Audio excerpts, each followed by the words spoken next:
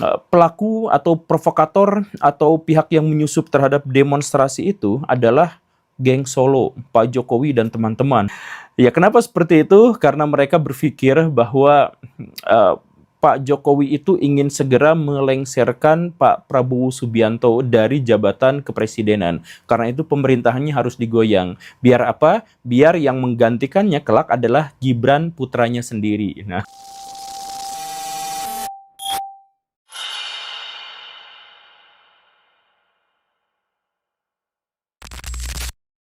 aksi demonstrasi di akhir Agustus tahun 2025 di Indonesia itu telah disusupi dan ditunggangi oleh pihak yang sangat kuat, yang sangat berbahaya, sedemikian sehingga turut menciptakan risiko besar dari pembuatan konten ini. Dan saya ingin memberikan klarifikasi kepada Baraya. Banyak di antara Baraya yang langsung komplain, Pak Guru kenapa jadi buzzer?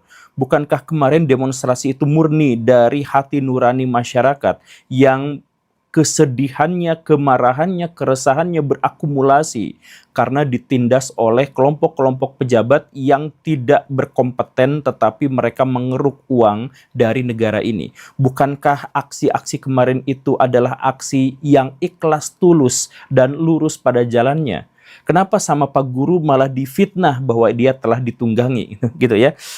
Ya, saya ingin menegaskan bahwa diksi yang saya gunakan itu adalah ditunggangi, bukan didalangi. Itu tentu saja adalah dua hal yang sangat berbeda secara signifikan. Jadi maksud saya adalah bahwa saya setuju bahwa selama ini tuh ada demonstrasi yang murni dari keresahan masyarakat, murni dari perjuangan masyarakat, dan murni dari rasa takut masyarakat, kecemasan masyarakat terhadap apa yang akan mungkin terjadi di masa depan. Saya yakin itu murni. Tetapi kemurnian itu ketika dia sedang berjalan, kemudian ada pihak-pihak tertentu dengan kepentingan tertentu berusaha untuk menungganginya, memanfaatkannya. Jadi saya tidak menuding mereka didalangi. Saya mengira bahwa gerakan-gerakan massa di Indonesia kemarin itu yang berjuang tulus itu malah dimanfaatkan sama pihak lain yang akhirnya menciptakan chaos. Seperti yang kita lihat sekarang, di mana-mana ada chaos. Setiap malam ada pembakaran fasilitas umum dan sebagainya. Nah, ini kan tidak mungkin dilakukan oleh demonstran. Siapa demonstran yang punya pikiran untuk ngebakar fasilitas umum dalam situasi merekanya sendiri harus pulang pergi ke rumah untuk demo gitu.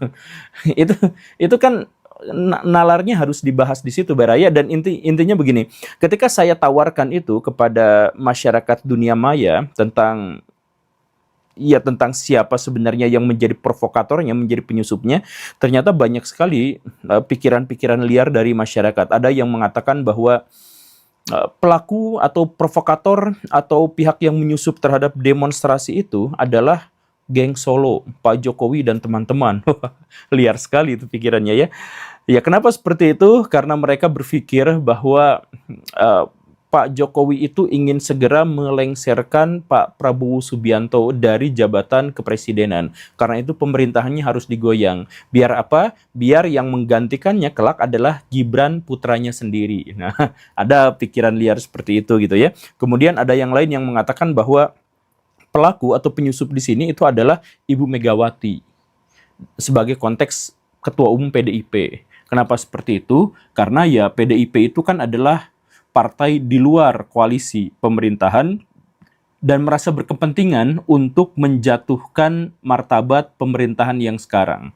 Begitu. Makanya kemarin ketika masyarakat itu melabrak, menggeruduk, dan kemudian menjarah rumah-rumah anggota DPR dan pejabat-pejabat terkait, hanya rumah Ibu Puan Maharani saja yang bertahan dan selamat dari penjarahan itu. Nah, wah, teorinya konspiratif sekali gitu ya. Ya tentu saja itu tidak bisa dibenarkan karena memang tidak ada arahnya ke sana gitu. Tapi maksud saya adalah banyak sekali orang-orang berpikir liar tentang siapa sebenarnya provokatornya, siapa sebenarnya orang jahatnya. Ada juga yang berpikir bahwa pelakunya itu adalah Pak Prabowo Subianto. Jadi yang menciptakan kerusuhan ini, chaos ini adalah Pak Prabowo Subianto dengan barisan militer di belakangnya. Kenapa seperti itu? Ya karena Pak Prabowo menginginkan agar kekuasaan itu sepenuhnya ada di pihak dirinya, entah itu untuk memberantas korupsi, entah itu untuk menghancurkan musuhnya, apapun itu pokoknya ingin dia yang sepenuhnya berkuasa. Dan karena itu maka kemarin-kemarin secara paksa disahkanlah undang-undang TNI Polri yang baru yang memberikan keleluasaan tentara untuk masuk ke ranah sipil, ke ruang sipil, dan ke peran-peran sipil. Dan kemudian sekarang diciptakan chaos yang besar agar ada alasan untuk menciptakan darurat militer sehingga tentara berkuasa. Ada teori-teori yang seperti itu gitu ya. Atau juga ada teori yang menjelaskan bahwa ya memang demonstran-demonstran kemarin itu diprovokasi, disusupi, ditunggangi oleh pihak asing yang tidak ingin agar Indonesia maju. Begitu ya. Nah, ya teori yang terakhir ini ya walaupun tetap lemah tetapi menjadi tagline bagi pemerintahan, termasuk Pak Prabowo percaya bahwa ada kekuatan asing yang berusaha untuk merongrong Indonesia. Ada keinginan makar dan lain sebagainya. Nah, tapi siapa sebenarnya provokator itu?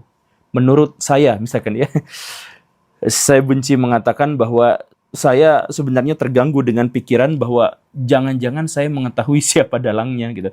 Tapi tentu saja saya tidak akan mengatakan itu karena pengetahuan itu sebenarnya adalah pengetahuan yang sama sekali tidak terkonfirmasi. Saya tidak akan mengatakan siapa provokatornya atau siapa yang menungganginya, tetapi saya ingin memberikan penjelasan kepada Baraya tentang bagaimana cara dia bergerak. Ini di kerusuhan manapun. Dan ini adalah template kerjaan orang-orang militer. Kalau mereka mau menciptakan kerusuhan, kalau mereka mau menciptakan propaganda, maka hal pertama yang harus mereka siapkan itu adalah fog of war atau kabut peperangan. Apa itu kabut peperangan? Kabut peperangan adalah sebuah kondisi di mana pihak yang diserang itu tidak tahu apa yang sedang terjadi. Tidak tahu siapa lawan mereka, tidak tahu siapa kawan mereka, tidak tahu arah tujuannya ada di mana, tidak tahu arah pulangnya kemana. Tidak tahu siapa yang mengkomando mereka, dan tidak tahu titik lokasi musuh yang harus dihadapinya itu ada di mana. Jadi kalau misalkan mau bikin perang, itu ciptakan dulu fog. Cipta dulu kabut yang membuat semua orang buta terhadap apa yang sebenarnya terjadi. Nah, masyarakat Indonesia sekarang itu ada di posisi itu. Kita tuh sekarang tidak benar-benar yakin dan tidak benar-benar pasti siapa kawan kita dan siapa lawan kita. Bener kan? Jadi seperti kemarin aja, itu fog of war itu mulai muncul dari berbagai berita hoax yang luar biasanya disebarkan di media-media mainstream kita. Di antaranya adalah Ibu Sri Mulyani yang mengatakan bahwa guru adalah beban. Nah, itu kan sebenarnya hoax. Atau misalkan ada juga yang kemarin sempat membuat kita tercelek massal gitu ya.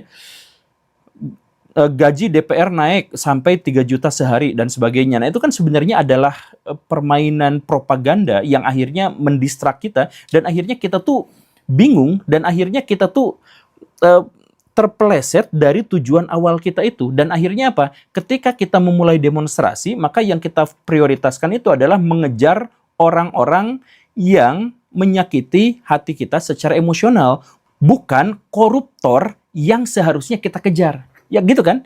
Nah sekarang, ya kan tujuan dari demo itu adalah mengejar para koruptor itu untuk mengambil kembali aset negara, aset rakyat yang telah mereka curi gitu.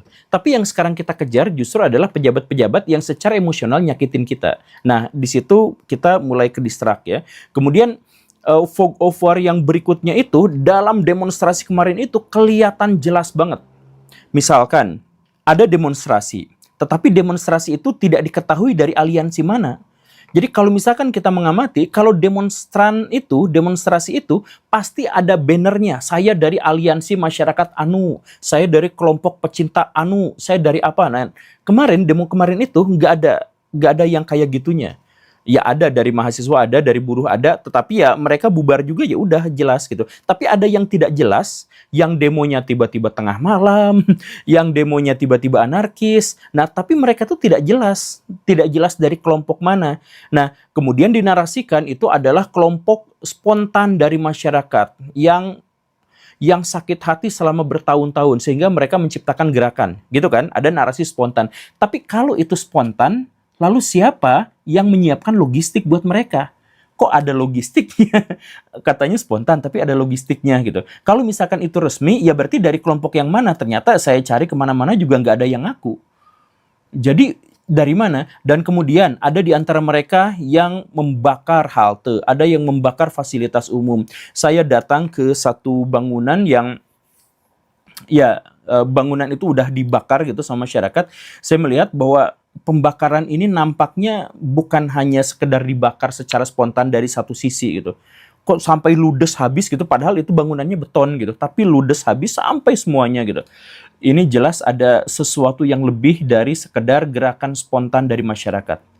Ini benar-benar sudah disengaja untuk menjadi seperti itu. Nah, ini membingungkan kan? Kemudian kebingungan yang lainnya lagi, itu adalah ada larangan untuk menyalakan live TikTok misalkan ya, untuk bermedsos ria dalam demonstrasi dan kerusuhan yang dimaksud itu. Oke, sekarang sudah.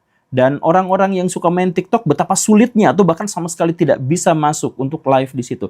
Tapi walaupun seperti itu, di media-media kita, di TikTok kita, itu beranda tuh dipenuhi oleh aksi-aksi kekerasan.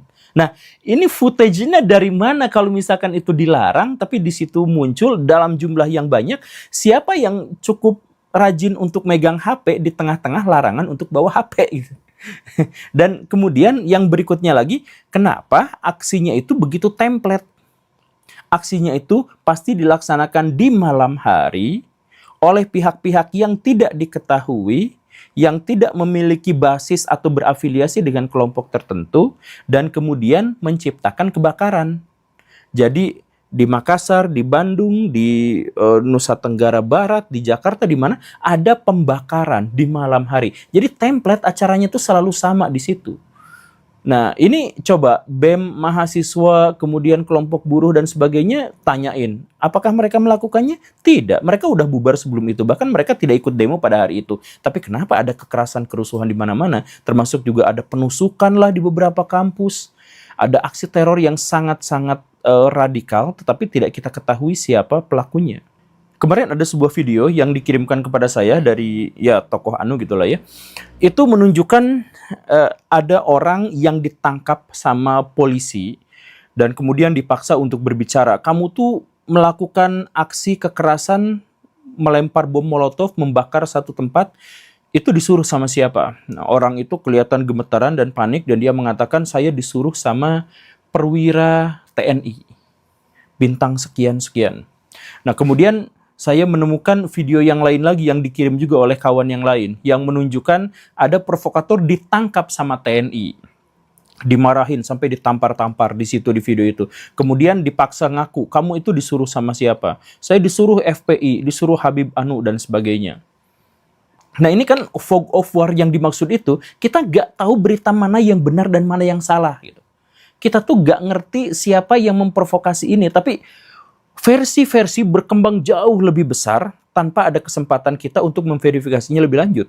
Bahkan sekarang aksi-aksinya berkembang ke arah yang lebih rasis, misalkan ganyang Cina gitu, atau misalkan kuasai pelabuhan, lumpuhkan bandara, kemudian bakar ini, bakar itu dan sebagainya. Kemudian cari orang ini dan orang itu dan sebagainya. Sampai pada masalah-masalah yang sebenarnya sangat privat. Misalkan, ayo kita main, kita jarah rumahnya Ahmad Sahroni dan sebagainya. Itu bukan tujuan dari para demonstran Baraya. Sumpah itu bukan sama sekali. Tujuannya itu adalah mengubah orang-orang DPR menjadi lebih baik, bukan membuat kita seburuk orang-orang DPR itu. Iya kan? Jadi itu sama sekali. Jadi buat Baraya yang demonstran, tolong pikirkan baik-baik. Kalau misalkan ada tawaran demo, kalau ada tawaran apa, tenangkan diri Baraya. Sebab jangan-jangan aksi yang selama ini Baraya lakukan itu telah dimanfaatkan oleh pihak-pihak tertentu untuk mendapatkan keuntungan hanya buat mereka sendiri saja. Dan kita melihat bahwa aksi-aksi itu tuh sekarang berkembang pada teror-teror yang lebih tragis, kemudian pada politik identitas gitu ya, kemudian pada segregasi masyarakat, kemudian penekanan pada identitas tertentu dan sebagainya. Itu semakin menguat ke sana, cuman seiring berjalannya waktu nampaknya ide-ide seperti yang saya ajukan gitu ya, dan teman-teman itu udah mulai kerasa dan nampaknya menunjukkan keberhasilan, dalam arti masyarakat semakin kesini semakin tidak terprovokasi lagi gitu.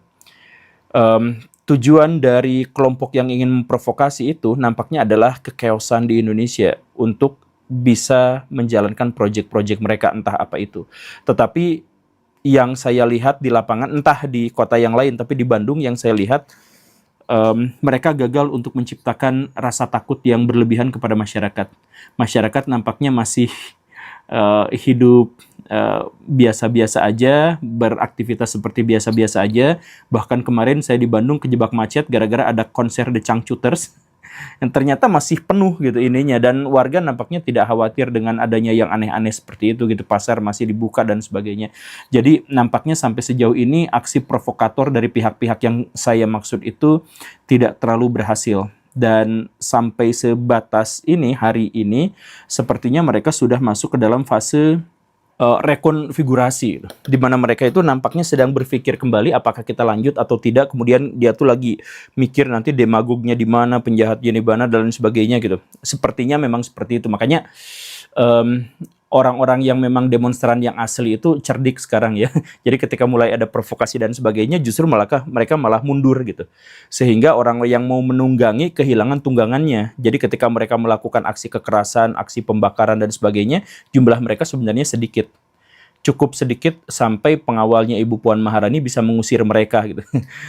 Mereka nampaknya tidak memiliki kekuatan. Makanya sekarang kompakan Baraya sama-sama ya. Kompakan, deal-dealan, kita sepakati bersama bahwa aksi demonstrasi kita tidak pernah lebih dan tidak pernah jauh dari memiskinkan koruptor, membuat anggota DPR itu tunduk patuh kembali kepada masyarakat, kepada rakyat, dan menciptakan transparansi di antara para pejabat. Sekitaran itu, mau nanti tuntutannya 10, mau tuntutannya 12, itu tuntutannya itu seputar sekitar itu. Jadi kalau misalkan ada yang ngajak-ngajak sampai menyatroni rumah orang gitu ya, kemudian melakukan pembakaran, kemudian melakukan provokasi, bakar dan sebagainya, itu bukan ngaku, gaji DPR naik, padahal tidak. Yang wakil ketua Dianya DPR salah, ya? dianya salah ngomong.